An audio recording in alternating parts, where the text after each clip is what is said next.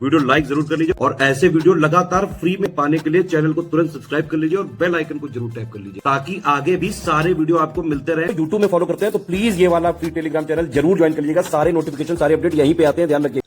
दोस्तों, समीक्षा अधिकारी 27 जुलाई को एग्जाम होना है। अब समीक्षा अधिकारी ही क्यों बने, इसमें क्या पावर है, क्या सैलरी मिलेगी, प्रमोशन किस प्रकार से होगा और सबसे बड़ी चीज भौकाल, जो कि आज के दौर में सब बनाना चाहते हैं। तो किस प्रकार का भौकाल होगा समीक्षा अधिकारी में। तो अब बचे हुए 45 दिन में आपको क्या करना चाहिए, डू और डाई वाली स्थिति होगी। 45 दिन अगर आप जान लगा देते हैं, चीज़ों को एकदम अच्छे से पढ़ते हैं, तो आपका सिलेक्शन हो सकता है, आप समीक्षा अधिकारी बन सकते हैं। लेकिन 45 दिन अगर आप इधर उधर की बातों में टाल देंगे तो फिर आपको साथियों जीवन भर पछताना पड़ेगा। तो चलिए फिर समझते हैं कि समीक्षा अधिकारी में क्या पावर है, सैलरी कैसी होगी, प्रमोशन क्या होगा, भौकाल कैसा रहेगा। देखिए, अगर आप कोई भी जॉब करते हैं, कोई भी सरकारी नौकरी ढूंढ रहे हैं या किसी भी प्रकार की जॉब कर रहे हैं, उसमें कुछ चीज़ें होती हैं जिन्हें आप पूरा करना चाहते हैं। सबसे पहले तो हर व्यक्ति पावर चाहता है कि हम इस जॉब में रहेंगे तो हमें ये पावर मिलेगा। दूसरा स्टेबिलिटी, जॉब का सबसे बड़ा प्लस पॉइंट होता है स्टेबिलिटी। इसमें आपको एक फिक्स इनकम मिलेगा जिससे आपके जीवन की सभी आवश्यकताएं आराम से पूरी होती रहेंगी। सोशल वैल्यू, जिस प्रकार का सरकारी नौकरी है वैसी सोशल वैल्यू। अगर अच्छी पोस्ट है तो सोशल वैल्यू अच्छा है, कम अच्छी पोस्ट है तो थोड़ा सा कम है। हालांकि साथियों, सरकारी नौकरी अगर है तब तो आपका सामाजिक वैल्यू सबसे ही बेहतर होगा। और इसके बाद सुविधा, ये बहुत बड़ा प्लस पॉइंट है कि एक सरकारी नौकरी में आपको तमाम प्रकार की सुविधाएं मिलती हैं।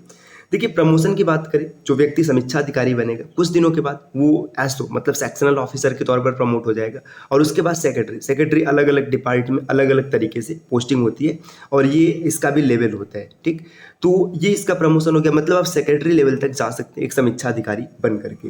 इसके बाद देखिए, इसमें हॉलीडेज की बात करें, छुट्टी।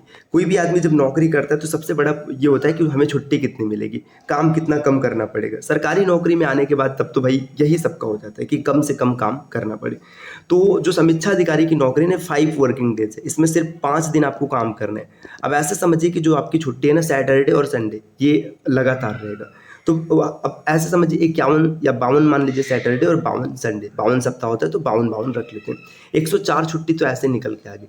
इसके बाद 31 अर्न लीव होता है जिसे ईएल कहते हैं, 14 कैजुअल लीव होता है, यहाँ पे 2 आरएच होता है। तो अगर आप इन सबको देखेंगे, 52 यहाँ पे था, 31 ये हो गया, 14 ये हो गया और 2 ये हो गया, है ना।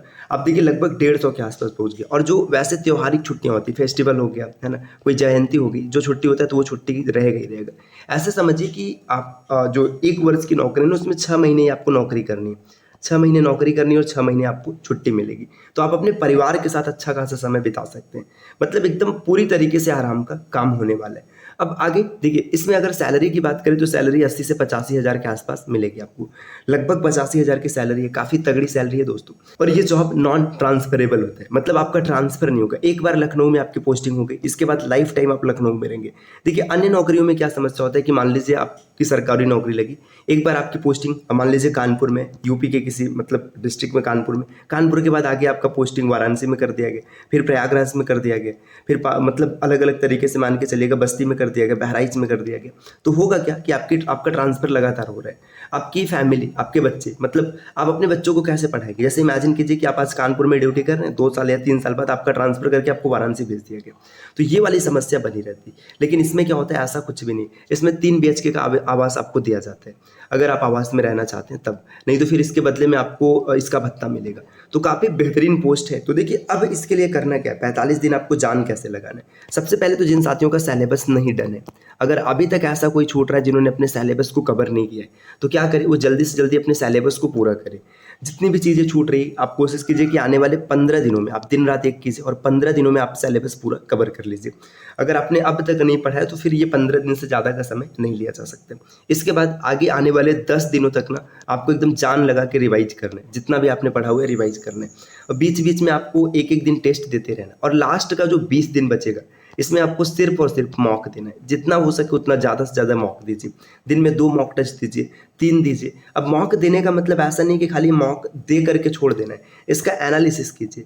एनालिसिस करने का मतलब है कि जैसे आपने मॉक दिया, ठीक, आपका 200 क्वेश्चन था, 60 हिंदी के और 140 जीएस की, आपके 200 में से 120 क्वेश्चन सही हो गए, ठीक। तो ठीक है, 120 सही हो, आपको आंसर पता थे। अब इसके बाद जो 80 क्वेश्चन आपके नहीं सही हुए, उसमें ना आप देखेंगे कोई भी मॉक टेस्ट रहेगा तो उसका आंसर दिया रहता है, तो उसके आंसर को पढ़ो और उस पर समझो कि कहाँ से हमसे गलती हुई है।